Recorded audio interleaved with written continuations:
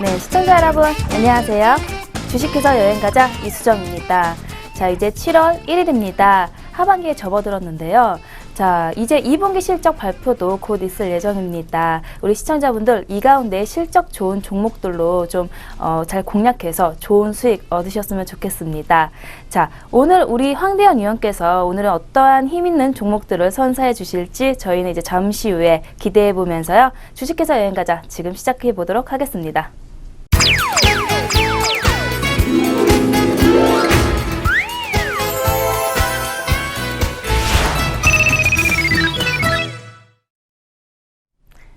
네, 지난주 대형주인 삼성 SDI 그리고 NC소프트 그리고 네이버를 이제 우리 황대현 위원께서 중기적으로 보자라고 이제 해주셨는데요.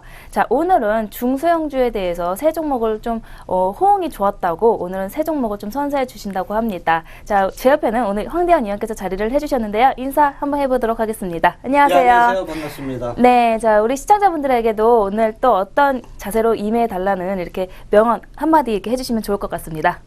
예, 제가 이제 말씀드리고 싶은 것은요, 딱 한마디로 말씀드리겠습니다. 주식해서 여행 가십시오. 네.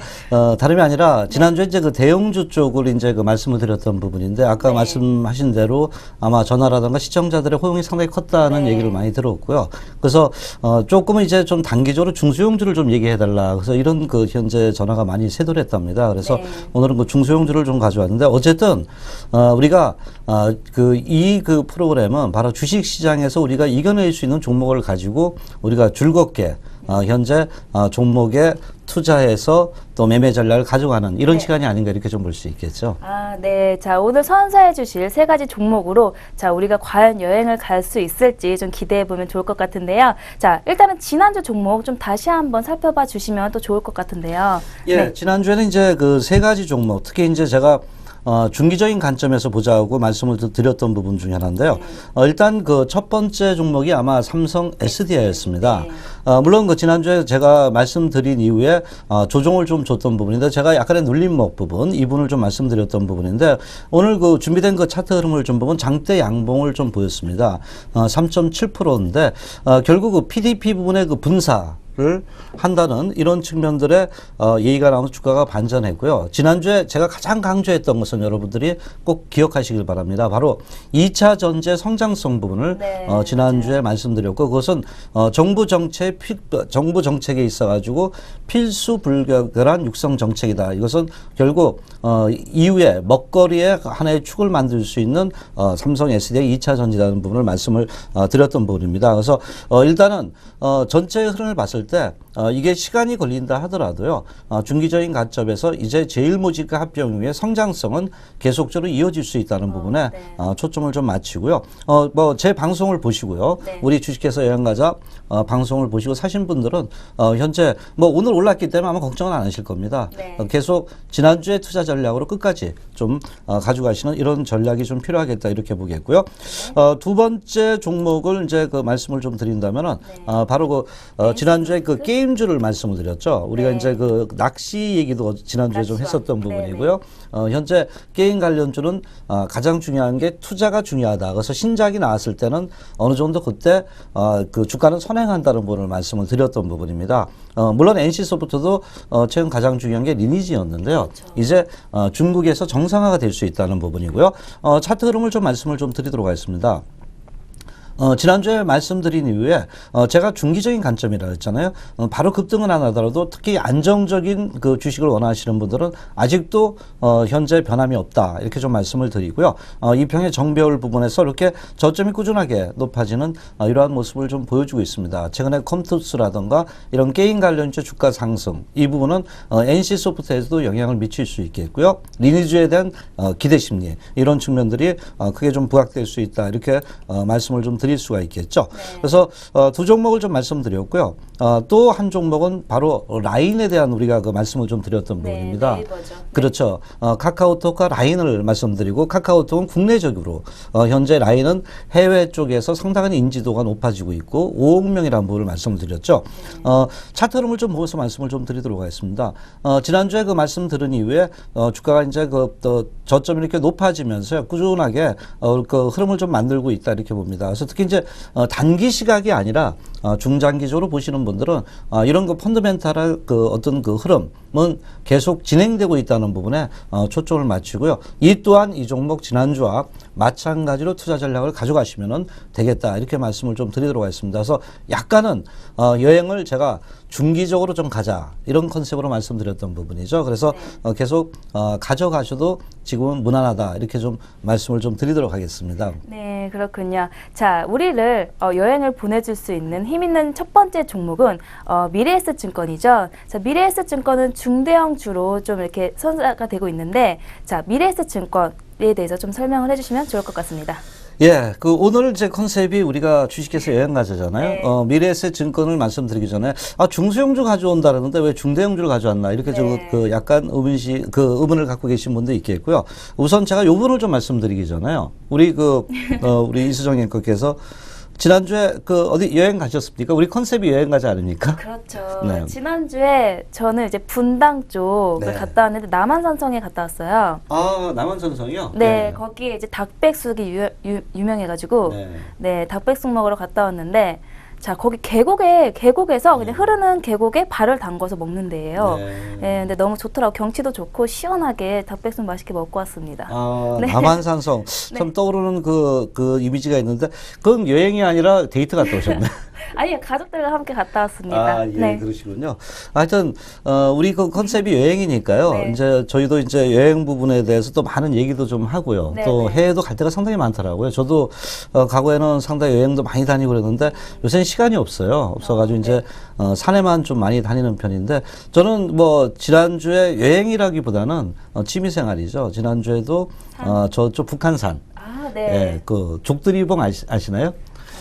그 산에 올라가면 이제 족돌이 같이 생겼어요. 네. 그래서 그 족돌이봉인데 거기 가면 상당히 이게 바람도 시원하고요. 네. 또 이게 도시도 다 볼 수가 있기 때문에 사방이 팍 트였거든, 팔방이요. 근데 거기 딱 가면 이제 산에 풀들이 네. 파래가지고 초록 색깔로 돼 있어가지고 예. 되게 경치도 좋을 것 같아요. 예, 뭐 시원하고. 가면은 이제 심실이 다 이렇게 풀어질 수 있고 한번 네. 우리 앵커도 물론 이제 남한산 오리백숙도 좋지만요. 네. 이렇게 산 자연과 보쌈어서 한번 시간을 보낸다면 그것도 하나의 여행 중에 하나다 이렇게 네. 저도 느껴지거든요. 한번 자, 꼭 가보세요. 지난주에는 이제 건강 음식을 먹었으니 네, 네. 예, 이번 주에는 좀 더 운동 삼아서 예. 북한산을 한번 다녀오도록 하겠습니다. 꼭 갔다 오세요. 네. 좀 약간 반리치 하니까 좀 약간 위험한 데 있는데요. 네. 그건 조심해서 올라가시고요. 알겠습니다. 그러면 제가 이제 그 증권업종을 이제 말씀을 드리는 부분 중에 하나인데, 현재, 제가 이제 아마 이런 시청하시는 분들이, 증권업종, 바로 미운오리, 네. 예, 뭐 이런 얘기가 나옵니다. 증권업종들 그동안에 최근에 떠도 저거 진짜 가는 거냐?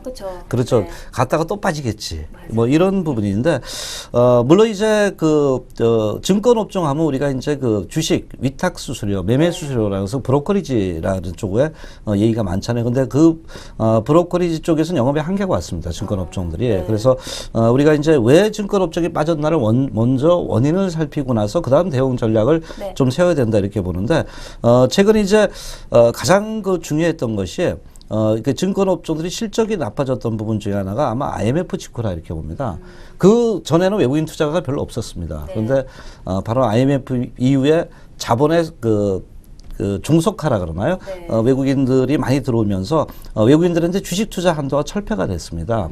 그래서 외국인들이 상당히 급증하고 현재 뭐 외국인들이 우리나라 주식 갖고 있는 게 몇 프로인지 아세요 혹시요? 몇 프로나 되는데요? 저도 정확하게 몰랐는데요. 이 방송을 하기 위해서 보니까 한 35% 정도 됩니다. 그래서 외국인의 비중이 상당히 높아졌던 부분이고요. 근데 여기서 이제 우리가 왜 증권사의 영업이익이 줄어들었냐 그러면 현재 두 가지 측면입니다. 하나는 IMF 이후 전에는 개인들의 매매가 상당히 많았었습니다. 네. 오프라인 쪽으로요. 그런데 우리가 이제 온라인 HTS 얘기 많이 됐잖아요. 네. 그 온라인 HTS가 결국 증권사의 몰락을 가져오게 된 원인 중에 하나입니다. 몰락이요? 예, 왜냐면 오프라인보다 엄청나게 싸거든요. 그래서 그 부분이 특히 이제 거래량이 줄면서 개인들이 과거보다 많이 줄어든 상태에서 온라인으로 수수료를 그 브로커리지 사업을 하니까 그것이 수익의 첫 번째 안 됐던 부분이고요. 네. 두 번째는 창구의 다변화입니다. 즉 뭐냐면 외국인이 들어오면서 우리나라 그 이런 그 전체적인 그 주식한도 투자가 철폐되면서요. 바로 그 증권회사의 외국인들이 우리나라 그 삼성이든지 대우든지 네. 이런 쪽을 통하지 않고 자기들 외국계 창군사를 통했던 겁니다. 그래서 이것은 결국 우리나라 그 증권사들의 수익률이 많이 줄어들었던 배경 중에 하나다 이렇게 봅니다. 네. 물론 이제 그 다음에 세 번째를 굳이 든다면은 현재 우리나라 주식시장이 3년간 박스권이잖아요. 네. 이러니까 뭐 개인들이 들어와도 큰 수익을 못 내니까 거래량이 많이 줄어들었던 이런 세 가지 요인 중에 하나다 이렇게 봅니다. 그래서 증권 업종들이 상당히 주가가 많이 빠졌던 부분이고요. 그런데 또 불구하고 왜 가져왔냐? 네. 이제 우리가 원인을 알았습니다. 그러니까 정부에서 보니까 이거 증권 업종 하면은 과거에는 우리가 은행 업종만 있었는데 바로 이제 외국계 같은 경우에 봤을 때는 상당히 그 증권업이 아닌 큰 변화, 이런 그 IB 라는 그 부분에서 인베스터 뱅크, 투자하고 또 은행, 예금 이 같이 접목되는 부분이 많습니다. 우리가 아마 외국의 큰 증권사에 비해 IB에 비해서 우리나라 다 합쳐도 자본금이 안 된다는 얘기가 있었습니다. 그만큼 경쟁력이 약하다는 부분인데 아마 이제 그 증권업종의 그 흐름을 봤을 때 상당히 이제 그 어떤 변화를 정부에서 줘야 된다고 이렇게 하는데 뭐 저 준비된 그림을 보시면은요, 증권업계의 그 글로벌 금융위기에 지속적으로 계속적으로 수익성 부분이 하락한 이런 그 측면들이 크게 좀 부각이 됐던 부분이고요. 최근에 들어오면서 정부에서는 이런 부분에서 자본시장 활성화를 시키자. 그래서 증권업계가 그동안에 바로 브로커리지 사업이라는 부분에서 수익을 내던 걸 다변화시키자는 측면이다. 이러다가 우리나라 증권업계에다가 고사하겠다는 겁니다. 큰 증권사들 다 들어오니까 경쟁력이 안 되잖아요. 그래서 이런 글로벌 IB의 성장 환경을 전폭 지원하자. 이런 부분이 크게 좀 부각됐다 이렇게 봅니다. 즉 한국의 증권시장은 이제는 이걸 갖고 수익을 내기에는 너무나 지금은 포화 상태라는 부분이죠. 그래서 증권업종의 새로운 어떤 그 변화를 계속적으로 좀 만들었던 부분인데, 즉 자본시장을 육성을 하면서 대형 IB를 육성을 하자는 부분이고요. 또 증권업계의 이제 부가가치를 갖다 증대를 시켜야지만은 우리나라의 어떤 자본시장이 첨단화될 수 있고 선진화될 수 있다는 것을 절실히 느꼈다는 겁니다. 그래서 이제는 자산관리자로서 역할뿐만 아니라 바로 타 금융권과 공통 업무를 할 수 있겠고요. 바로 상품을 통한 어떤 경쟁력을 가지게 만들 수 있는 수익 구조를 가자. 이렇게 제가 그 말씀을 드립니다. 제가 왜 이 말씀을 드리냐면 이게 우리가 거시적인 시각입니다. 주식을 살 때는 항상 마땅한 이유가 있어야 된다고 봅니다. 그렇죠. 네, 우리가 냉장고 사러 가면은 그냥 사세요? 아니죠. 다 안에 실내 어떻게 돼 있나 보고 관찰을 하고, 일단 제가 원하는 거는 이제 얼음이 나오냐 안 나오냐, 그렇죠. 그런 거 보시고 가시죠. 시스템을 좀 보고 거기에 맞다 그러면 그냥 사는 거죠. 근데 그 주식 투자하시는 분들은 한 3분이면 결정을 해버려요. 1, 2, 3번. 어떻게? 그러니까 우리가 이제 HT에서 그냥 살 수가 있잖아요. 그렇죠. 그래서 그것이 이제 우리가 다른 거, 뭐 10만 원, 20만 원짜리, 30만 원짜리 살 때는 다 뒤져보고 다 확인하고 하는데 주식은 카더라. 또 좋아진다라 하면 바로 그때 매수를 해버리잖아요. 그래서 제가 이제 이 말씀을 드린 것은 우리가 어떤 품목을, 어떤 종목을 잡기 전에는 이런 증권업황에 대한 현황, 이런 부분을 알게 되면 큰 메커니즘을 알게 됩니다. 그렇게 된다면은 증권업에서 내가 만약 사가지고 이런 부분이 나타날 때 주가의 반영도가 높겠거나 이런 어떤 마인드를 갖게 되기 때문에 우리가 공부를 좀 해야 된다는 부분이고요. 그래서 일단 어쨌든 정부에서는 아마 우리나라 증권업계를 상당히 키울 생각입니다. 그래서 이런 부분들이 아마 글로벌 그 금융 허브 시장으로 성장이 될 수 있는 하나의 큰 배경을 만들었다. 그래서 우리가 증권 업종을 이제 이렇게 보자는 겁니다. 왜냐하면 최근에 보면 증권회사 직원들 요새 구조조정해가지고 많이 그만뒀죠. 네, 잘렸다고 이렇게 얘기해도 되는지 모르겠는데, 그만두고 이것은 뭐냐면 물론 이제 우리가 이제 한편으로 보면은 증권 업종이 그렇게 안 되기 때문에 구조조정이 들어간 건데, 어떻게 본다면은 기업의 수익 측면을 봤을 때는요, 경상이나 수익 측면을 봤을 때는 직원들이 나가기 때문에 몸이 가벼워지는 겁니다. 그래서 기업의 어떤 그 BEP 구조는 낮아질 수 있다는 거죠. 그래서 이게 구조조정 이후에 주가는 상당히 뜹니다. 우리가 가고 볼 때. 일단 분위기는 되게 안 좋았었는데. 그렇죠.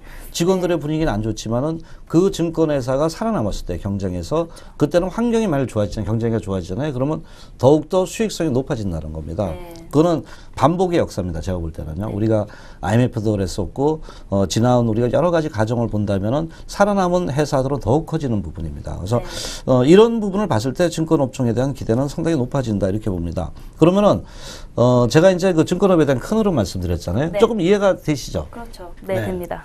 IB 이제 그 글로벌한 경쟁력을 가지자. 네. 그래서 증권업종이 그러면 정부 정책에 따라서 변화가 될 수 있겠다 이렇게 얘기를 좀 드릴 수 있습니다. 그러면 제가 이제 이런 부분을 얘기하게 된 거는 뭐냐면 저는 기본적으로 지금 저 우리나라 주식시장이 증권업종이 가려면은 거래가 많아야 되잖아요. 네. 근데 저기 우리 증권업 앞으로 우리나라 지수 어떻게 보시고 계세요? 요새 공부 많이 하시니까요. 앞으로요? 근데 이제 좀 지수가 20포인트를 좀 강하게 돌파하는 2000포인트. 2000포인트. 돌파하는 것 같으면서도 약간 턱걸이에 네. 걸려 있는데 네. 올라가려고 하다가도 또 떨어지고 그러니까 되게 감을 잡기가 어려울 정도로 네, 좀 애타고 있어요. 예, 그렇죠. 시원하게 돌파했으면 좋겠는데. 뭐 주식시장은 예측의 시장이라 그러잖아요. 네. 저는 뭐 제가 이제 누누이 방송할 때 말씀드린 것 중에 하나지만 이번에는 박스권을 돌파하지 않을까. 그러면 2050포인트 돌파할 가능성이 높다고 좀 보거든요. 그러면 이제 우리 우리가 이제 얘기하는 뭐 인텔리전트 한트인가요? 이제 재능 있는 개미들이 이제 맨날 당했잖아요. 근데 우리 개미들도 이제는 수익을 내야 되잖아요. 그래서 방송을 보고 이러는데 아마 저는 장을 상당히 좋게 보고 있습니다. 2050포인트 이상으로 이번엔 가지 않겠나 이렇게 본다면은 결국 거래가 어떻게 되겠어요? 터지겠죠. 예, 거래가 늘어나고 일반 개인 투자자 들어오고 기관 들어오고 또 주식형 펀드 생기고 외국인들 돈 싸들고 들어오고 이러다 보면은 주식시장이 화랑장세가 되면은 제가 판단하기에는 증권 업종에도 일단 바로 위탁 수수료 거래 수수료뿐만 아니라 이런 수익 다변화와 구조조정이 맞물리면서 새롭게 재평가될 가능성이 높다는 겁니다. 네. 그래서 보는데 증권 업종 하면은 가장 떠오르는 증권회사 어떤 회사세요? 증권회사요? 뭐 미래에셋증권. 네. 미래에셋밖에 안 났어요, 생각이요? 미래에셋증권 말고는 시흥증권? 네? 키움증권. 키움증권. 네. HTS 그렇죠, 그렇죠. 온라인 쪽이죠. 네. 그래서 제가 좀 바로 이쪽 예. 부족하죠. 네. 근데 제가 이제 포커스를 둔 건 뭐냐면 네네. 뭐 중소형 증권사도 좋은데 저는 정부 정책이 대형화를 간다면 대형 증권사가 이번에 더욱더 정부 정책에 덕을 볼 거다 이렇게 봐서 제가 판단하기에는 일단은 삼성증권도 있고요. 미래에셋증권도 있는데 저는 만일 이번에 정부 정책에서 삼성증권도 좋지만 미래에셋증권의 어떤 펀드 모집력이 네. 과거에 대단했었거든요. 네네. 그래서 급등을 했었잖아요. 그래서 저는 미래에셋증권이라 이렇게 보는데요. 미래에셋증권은 특히 이제 가장 증권 업종의 CEO를 보면 도전적 역동적입니다. 상당히. 네. 그래서 이런 투자 상품이나 또는 상당한 어떤 변화를 줄 수 있는 게 미래에셋증권이 아닌가 이렇게 좀 판단이 되고요. 또 올해 미래에셋증권도 아마 수익성 부분 구조조정을 통해서 이제 판관지 통제했죠. 판관비 같은 거 통제를 했죠. 그래서 이런 부분이 상당히 좋을 것이라 이렇게 보거든요. 그래서 미래에셋증권이 요번에 증권주가 가게 되면 제 생각대로 제 개인적인 생각이지만 간다면 증권 업종이 더 되지 않겠나 이렇게 봅니다. 그래서 준비한 게 바로 미래에셋증권입니다. 네. 준비된 차트 흐름을 좀 보도록 하겠습니다. 네. 오늘은 차트상 이 종목의 흐름을 봤을 때는 고점에서 많이 빠지고요. 현재 최근에 들어와서 이제 많이 올랐습니다. 그러니까 과거에 이렇게 오르면은 이게 바닥이다 하면 사람들이 상당히 이제 증권 업종에 대해서 신문에도 언론에 때리고 이러는데 언론에 나오진 않습니다. 지금 떠도 시큰둥입니다. 네. 그러면 설마 또 갈까? 조용조용한. 예. 네. 그러고 나서 이런 종목들이 엄청나게 급등을 해야지 언론에 이제 증권주 간다고 나옵니다. 과거 우리 속성을 봤을 때. 그래서 최근 볼 때 미래에셋증권이 이렇게 반등 발락 하는데 저는 최근에 IT도 있고 그런데 증권업종이 왜 가겠느냐 그렇지만 저는 요번에 2050포인트를 만약 단기적으로 돌파를 하든 어쨌든 타이밍상 오지 않았냐 이렇게 판단이 됩니다. 그래서 차트를 볼 때는 반등 반락을 하면서 저점이 계속 높아집니다. 물론 이제 급등은 아닙니다. 이 종목이요. 그런데 저점이 높아지고 있기 때문에 또 눌림목을 줬습니다. 마침. 네. 그래서 요 눌림목 부분에서 한번 반전하고 요거는 제가 아까 중소형주에 중대형주지만 좀 짧게 보자는 관점에서 말씀드리고요. 현재 이런 종목이면 다시 한번 5만 원대까지 가지 않겠나 이렇게 좀 말씀을 드리고요. 그래서 증권주도 이제는 우리가 이런 맥락 정부 거시 정책과 또는 최근에 2050포인트 돌파 여부에 대한 어떤 예측과 더불어서 종합적으로 이제는 가지 않겠냐. 이래서 오늘 첫 번째 종목 미래에셋증권을 가져왔습니다. 네, 미래에셋증권 든든하네요. 자, 우리 시청자분 가지고 계신 종목이 좀 지지분진하고 좀 지루하다 하시는 분은 좀 정리하고 미래에셋증권을 좀 봐도 좋을 것 같아요. 네. 그렇죠? 네. 네. 자, 2050포인트 돌파를 좀 날도 더운데 좀 시원하게 돌파해줘서 우리 시청자분들의 더위를 한 방에 이겨냈을 수 있는 그런 날이 왔으면 좋겠습니다. 저희는 또 두 번째 종목 상담으로 잠시 후에 찾아뵙도록 하겠습니다.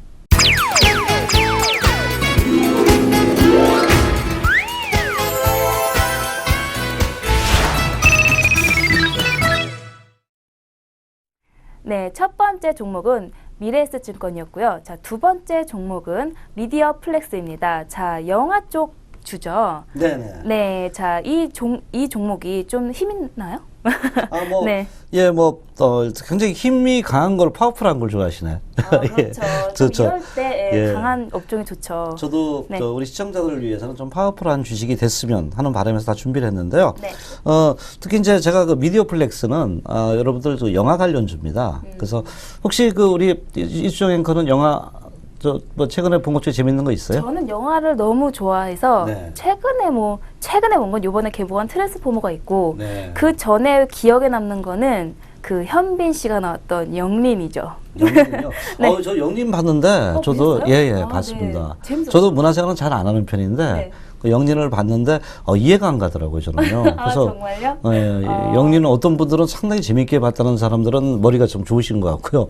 저는 그런가요? 보고 나서 한참 뒤에야 네. 그게 짧은 순간에 그걸 다 그 집대성한 거구나 이렇게 이해가 거기 돼요. 현빈 씨가 그 대사가 있었잖아요. 과인은 사도세자의 아들이다. 이러면서 그 대사가 너무 와닿아요. 네. 그 현빈 씨가 사극에 나올 줄은 몰랐거든요. 네. 그런데 현빈 씨가 나와서 좀 봤는데 의외로 좀 어울리셔서 좀 재밌게 봤던 것 같아요.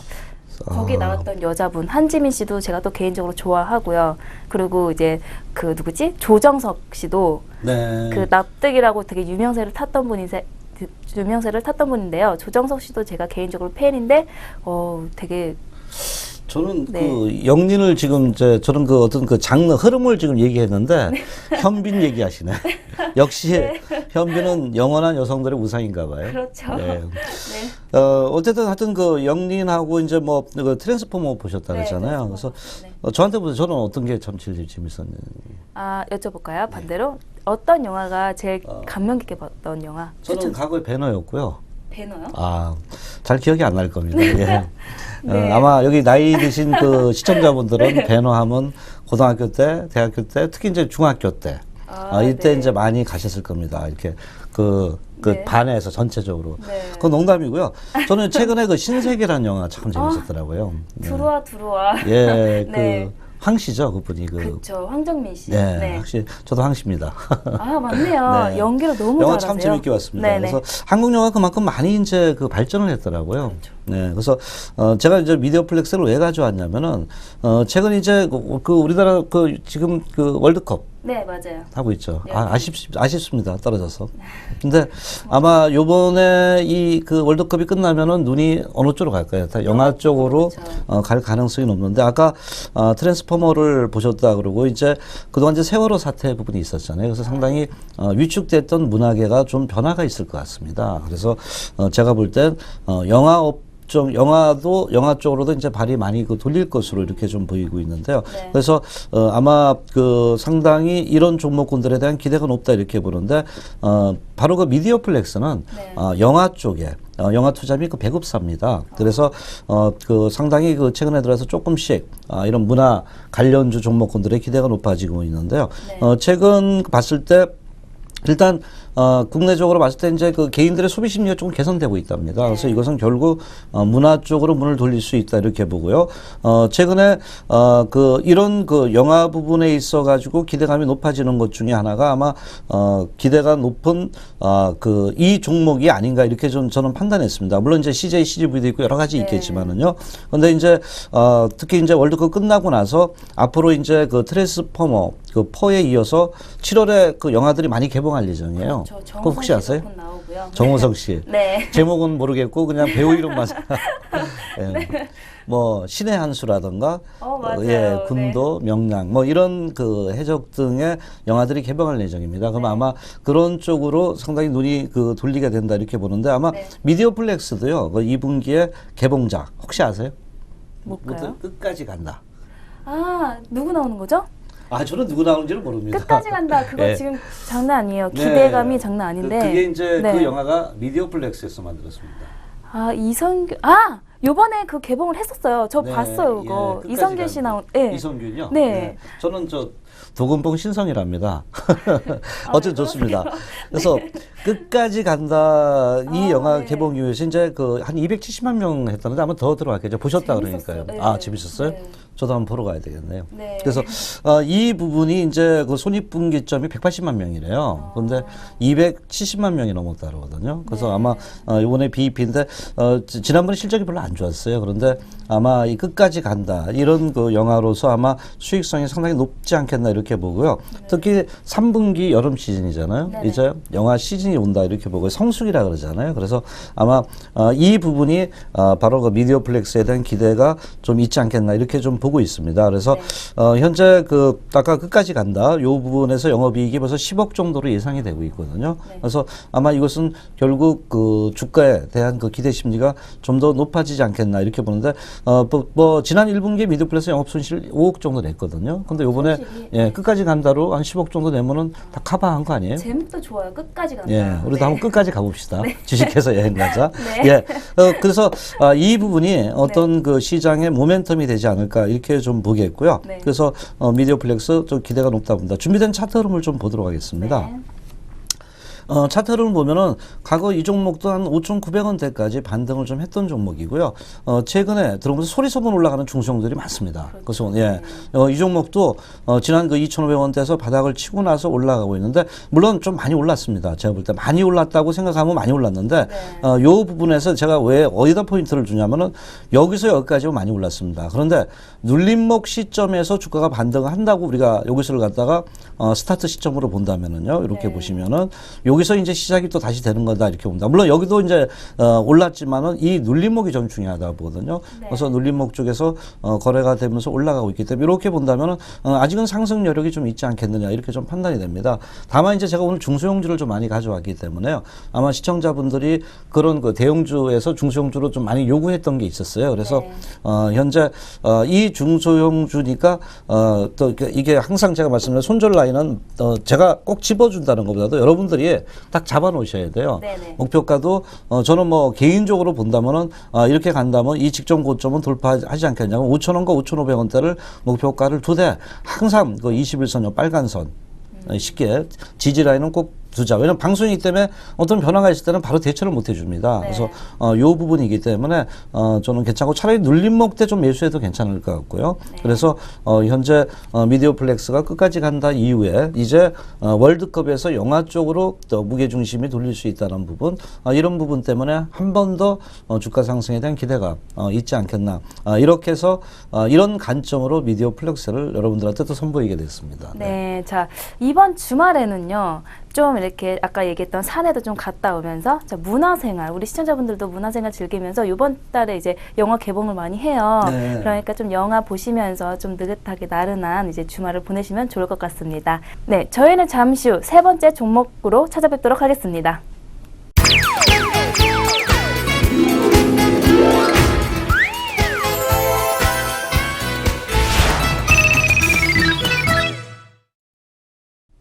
네, 이어서 세 번째 종목은 보면 이제 메지온인데요. 자, 메지온은 바이오 쪽이죠. 네네. 네, 차트가 좀 좋다고 이제 강력하게 추천을 해주고 싶다고 하셨는데, 자, 차트를 한번 보면서 설명을 해주시면 좋을 것 네, 같습니다. 물론 이제 차트도 상당히 좋은데 이 회사가 어떤 회사인가는 좀 간단하게 네. 좀 말씀을 좀 드리도록 하겠습니다. 네. 현재 그 이 종목은 이제 신약에 대한 그 기대가 상당히 높은 종목이다 네. 이렇게 보는데요. 특히 이제 그 제가 이 종목을 보면서 좀 놀랐던 게 이제 그 발기부전증이라면 모두가 아실 겁니다. 특히 남성은 좀 뭐 다 아시는 부분인데요. 신약 가치를 그 1,000억대 이상으로 추정을 하고 있더라고요. 그래서 상당히 그 긍정적인데 현재 임상 3상을 아마 하나 봅니다. 근데 제가 볼 때 바이오 업종은 3상이 제일 어렵습니다. 실은요. 남들이 이제 3상이니까 금방 끝날 것 같지만은요. 3상 때가 가장 신약의 어떤 그 획득을 하기가 좀 어려운 부분인데 어쨌든 최근에 이 기업을 봤을 때는 상당히 그 3상에 진입하면서 이 부분에 대한 기대가 높다 이렇게 보고요. 제가 이제 본 것 중에 하나가 순연금이 한 600억을 좀 보유하고 있습니다. 그래서 이런 그 재무제표, 유별이나 이런 측면들이 상당히 그 긍정적이다 이렇게 좀 볼 수 있습니다. 그래서 상당히 그 안정된 이런 저 종목군 중에 하나입니다. 물론 이제 그 이 회사의 그 CEO에 의하면 이제 바로 그 윤하대필이라는 신학 그 허가 신청을 위한 그 미팅을 어떤 생략을 하면서 이제 전반적으로 이 부분에 대한 기대치를 굉장히 높은 부분 중에 하나인데 어쨌든 뭐 최근에 이제 그 우리가 그 비아그라든가 이런 부분들이 특허가 이제 완료가 돼가지고 우리나라에서 많이 만듭니다. 그래서 그 부분의 효과는 판매 효과는 얼마만큼 될지는 우리가 좀 더 살펴봐야 되겠지만 어쨌든 독자적인 신약에 대한 기대가 이 기업이 좀 높은 부분이 아닌가 이렇게 좀 볼 수가 있겠습니다. 그래서 최근 좀 더 이 부분은 우리가 좀 봐야 되겠지만 그 상당히 기대치가 높은데 일단은 제가 볼 때 아까 그 현금 보유라든가 또 차트 흐름 좀 안정된 부분이다 이렇게 좀 보는데 저는 이제 차트 흐름을 좀 먼저 좀 살펴보도록 하겠습니다. 제게 이 종목도 상장되고 37,000원대에 상장됐습니다. 그래서 주가가 급락을 했던 부분이고 특히 이제 그 신규 상장 종목은 한 1, 2년 동안은 그 숨겨둔 히든 물량들이 많이 나옵니다. 과거에 증자라든가 했을 때 싸게 받았던 물량들이 많이 나오거든요. 그래서 그 신규 상장 종목이 바로 치고 올라가기에는 뭐 확률적으로 그런 종목이 있다 하더라도 늦은 종목도 있습니다. 어쨌든 이 종목도 보시면 그동안에 이제 그 2012년부터 지금까지 계속적으로 조정을 받아왔고서 전체 충분한 수급의 물갈이가 됐다. 이렇게 좀 보는 관점이고요. 두 번째는 그런 하락 이후에 여기서 파동이 생겼다는 겁니다. 그래서 파동의 관점으로 이 종목을 좀 접근을 좀 하고 싶다. 중소형주기 때문에 이렇게 말씀을 드리고 여기서 이제 주가가 이제 반등을 하면서 거래를 실었습니다. 여기 보시면요. 그 물량을 좀 실었다는 겁니다. 즉 뭐냐면 이 물량이 제가 볼 때 현재 그 우리가 이제 매집성 물량이냐 뭐 이런 얘기를 하잖아요. 그러니까 매수 기반이 강한 물량이냐 이렇게 그 말씀을 드린다면 강한 물량이다. 왜냐하면 주가가 반등하면서 물량이 안 나오고 있습니다. 그러고 나서 다시 한번 이평을 모으고 있습니다. 되게 이제 이런 이평을 모은다는 거는 어느 정도 이제 그 물량의 손바뀜이 이루어졌다는 징후를 좀 보이는 부분이고요. 그리고 이거 약간의 제가 옛날에 그 파동을 여러 가지를 연구를 했는데 학부리 파동이라는 게 있어요. 이렇게 그 그림을 보시면 학같이 부리가 이렇게 쭉 늘어났잖아요. 그래서 학부리 파동이라는 그 얘기가 있었는데 그런 그 어떤 그 학부리 파동의 그 모습을 보여주고 있고요. 말미 부분에 있어 가지고 이제 나타나는 게 거래가 늘어나고 있다는 겁니다. 평균 거래량이요. 큰 거래량은 아니지만은 이때보다 늘어나고 있다는 겁니다. 그래서 이건 수급적으로 한번 반전에 대한 어떤 기대가 높지 않겠나 이렇게 좀 봅니다. 그래서 일단은 차트 흐름상 오늘 좀 많이 떴습니다. 보니까 4% 정도 떴지만은요. 7월 1일 기준으로 오늘 좀 떴던 부분인데 이렇게 추격 매수는 하지 마세요. 추격 매수를 하게 되면 되게 종목은 막 흔들어 놓으니까요. 차라리 떠버리면 뭐 내 종목 아니다 이렇게 보시고요. 만일 이제 여기서 뭐 약간의 그 행보국면 모양이 안정된 국면이 계속 나온다면 매수 관점으로 접근을 하시고요. 다만 반등이 되더라도 그 중소형주기인데 짧게 한 19,500원에 19,000원대 1차 목표가를 두시고 그때 가서 상황을 좀 판단하는 게 좋겠고요. 다만 제가 바이오 업종이고 중소형주기 때문에 이 종목은 다른 종목도 마찬가지 지지라인은 설정을 하라 말씀을 드렸지만 이 종목은 제가 지금 17,000원대 밑에 라인을 그어놨잖아요. 16,900원대 깨지면 안 됩니다. 그러면은 가차없이 손절매를 좀 하는 이런 전략으로 접근을 하자 이렇게 말씀드립니다. 차트 흐름이 매주는 상당히 안정이 돼 있는 이런 모습이다. 그래서 단기 관점에서 수급적으로 접근을 하자. 이렇게 좀 말씀을 드리는 그 바입니다. 그래서 매지원 이 종목은 수급적으로 접근하자 이렇게 말씀드리겠습니다. 네, 우리 황대현 의원께서 아주 세부적으로 잘 설명을 해주셨는데요. 감사합니다. 네, 짧습니다. 네, 이렇게 앞서서 이제 세 가지 종목을 추천해 주셨는데요. 첫 번째는 미래에셋증권, 그리고 두 번째는 미디어플렉스, 세 번째는 방금 얘기한 매지온이었습니다. 자, 이 세 가지 종목이 좀 활약을 좀 기대해 보면서 우리 시청자분들의 수익을 좀 채워나갈 수 있기를 좀 기대해 보면 좋을 것 같습니다. 자, 저희는 잠시 후에 다시 찾아뵙도록 하겠습니다.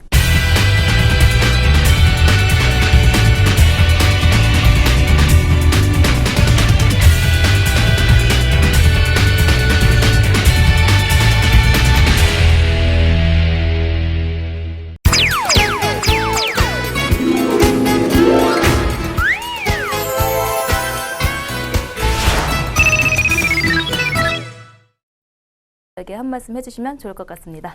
예, 주식을 하다 보면 스트레스를 많이 받습니다. 그래서 우리가 이 컨셉, 주식해서 여행 가자는 것은 저번에도 말씀드렸지만 마음을 좀 너그럽게, 좀 즐겁게 가자는 거고요. 어차피 주식이라는 것은 그 흐름대로 가는 겁니다. 그래서 마음이라도 우리가 편안하게 가져가자는 거고요. 특히, 이제 우리 그 시청자분들은 개인 투자가라는 부분, 우리가 이제 개미라고 그랬잖아요. 네. 개미는 열심히 일만 한다는 얘기입니다. 그래서 우리가 이제는 시장에서 말하는 개미 그 안트라 그랬잖아요. 근데 우리는 아까 그 인텔리전트 안트가 돼야 됩니다. 즉 뭐냐면 재능 있는 우리가 개미가 돼야지만 기관과 외국인을 이길 수 있다고 봅니다. 그래서 개인들은 항상 개미라는 부분에 우리가 그런 관점을 버리고 조금 능력 있는 재능 있는 개미가 좀 되길 바라고요. 물론 이제 지난 제가 첫 번째 말씀드렸던 대형주 삼성 SDI라든가 NC소프트 이런 네이버 종목을 말씀드렸고요. 오늘은 여러분들한테 중소형주 관점을 말씀드렸습니다. 바로 이제 이 종목군들을 가지고 여러분들이 여러분들의 어떤 그 자기의 그 관점을 가져야 됩니다. 즉 뭐냐면 나는 중소형주, 나는 대형주라는 관점. 그러면 중소형주에 대한 관점을 갖게 되면 중소형주에 투자를 하게 되면은요. 거기에 매매 대응을 정확하게 세워놔야 됩니다. 지난번에 이제 그 대형주를 말씀드리니까 전화가 많이 왔다 그럽니다. 그래서 중소형주를 해달라 그러기 때문에 또 이 부분에 대해서 저희가 해드렸지만은 그렇게 중소형주를 좋아한다면 또 관점을 갖고 계시다면 거기에 따른 매매 전략, 즉 우리가 이제 주식에 그 하다 보는 결국 제 책임입니다. 모든 게 그 우리가 이제 주식자는 자기 책임이라고 그러잖아요. 그래서 여러분들이 그런 어떤 나름대로의 주식에 대한 그 매매 전략을 꼭 수립하십사 이렇게 말씀을 좀 드리도록 합니다. 어떤 누가 카더라 얘기를 듣다 하더라도 나의 주식에 대한 기법, 나에 대한 관점이 있다면은 흔들리질 않는다는 겁니다. 즉 손절매든 목표가든 또 나의 어떤 추세 방향, 내가 어떻게 하면 팔겠다. 이런 부분에 대한 자기의 매매 전략을 꼭 수립하시는 것이 여러분들이 오늘 종목을 드렸지만 그보다도 더 한 수를 배우는 가장 큰 역할이 되지 않을까 이렇게 봅니다. 여러분 주식해서 꼭 포근하게 여행 가시길 바라고요. 항시 그 건강하시고 돈 많이 버시기 바랍니다. 네, 좋은 말씀 해주셨습니다. 자, 요즘 날씨가 참 덥죠. 이제 무더위 속에 날씨가 좀 기승을 부리고 있는데, 자, 이럴 때 건강 관리 세밀하게 잘 챙겨주셔야 됩니다. 건강 챙기시면서 주식 투자 앞으로 성공 투자하시면서 우리 아까 황대현 위원처럼 자, 여행 꼭 가시길 바라겠습니다. 자, 저희는 다음 이 시간에 다시 찾아뵙도록 하겠습니다. 시청해주신 여러분 고맙습니다.